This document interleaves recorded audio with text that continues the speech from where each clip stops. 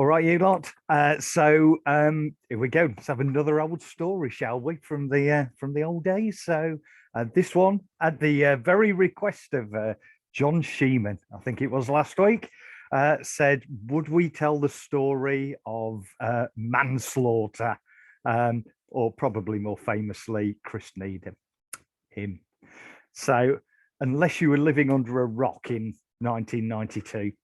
You will probably remember BBC Two, in their infinite wisdom, ran a series of diary programs where they gave very people camcorders to go and make a story about themselves and stuff that people thought would be interesting.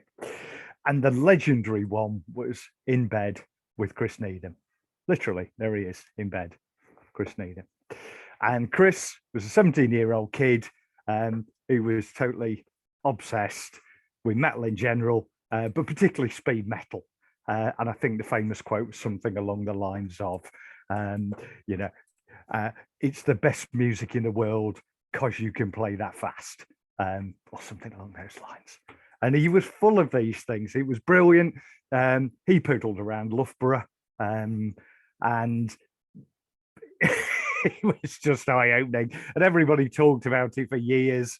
And there was a brilliant quote when he pontificated about weather, where he said, "I've experienced mist." There you go. So you're getting the drift of what he was like. He was a bit of a character, shall we say.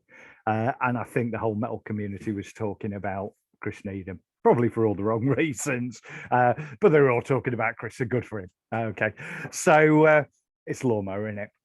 So we're doing a show. We're going to be doing the marquee, and we've seen the documentary. And wouldn't it be a laugh if we could get Chris Needham's band to play? So how do you do that? Easy. You phone up BBC Two, which is what we did.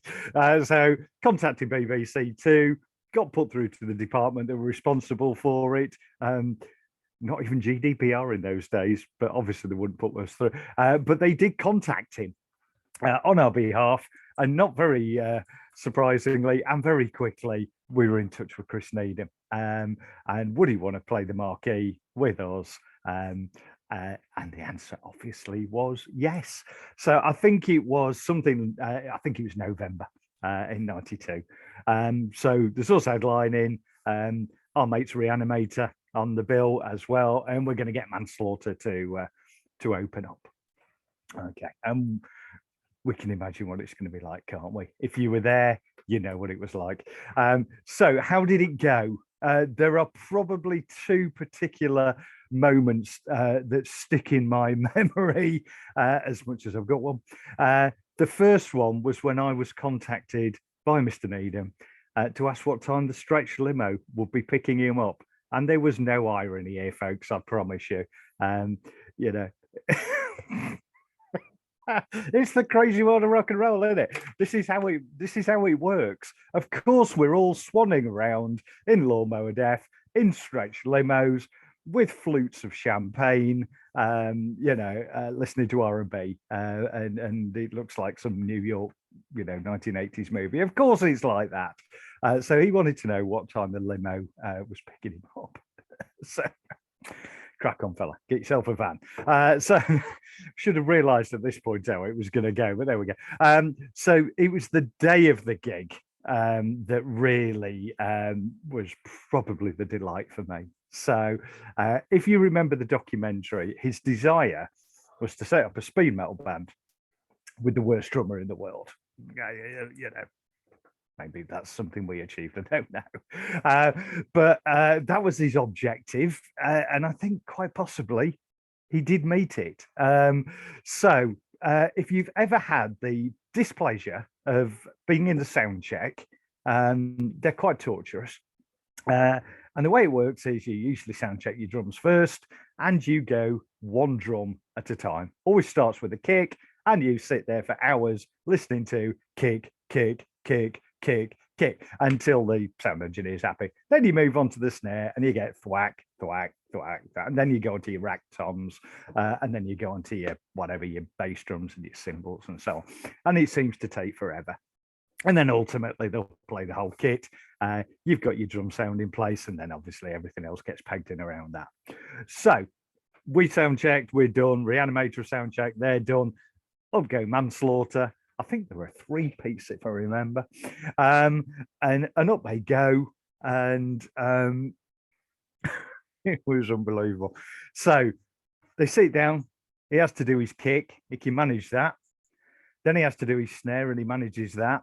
So we're going through the process, and obviously it's third band on the night and so on. So sound engine is reasonably intolerant at this point as well.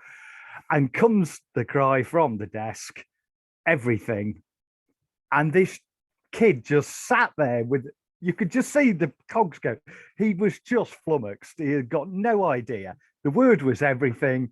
And he must have sat there for 2 minutes, just looking like this. And then eventually said, I can only hit one at a time. It's like, well, there we go. There's glory for you, innit? So what was the gig like? Can't even really remember. I seem to remember he spent the vast majority of it on his knees with his microphone stand above his head.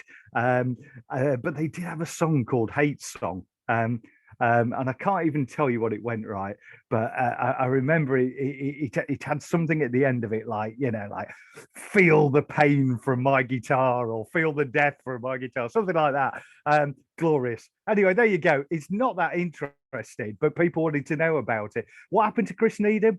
No idea. I did have to do a bit of a Google. There was a rumor that it was going to be a follow-up documentary, but that was about 20 years ago. So I presume he's lost out there. If you're watching this, Chris, hello, mate. You know, he had a fabulous 15 minutes. He really did. But there you go, the story of Chris Needham. We'll try and come up with another one. If you've got any ideas, tell us. I'm happy to do requests. All right. See you later, folks. Take care. Bye.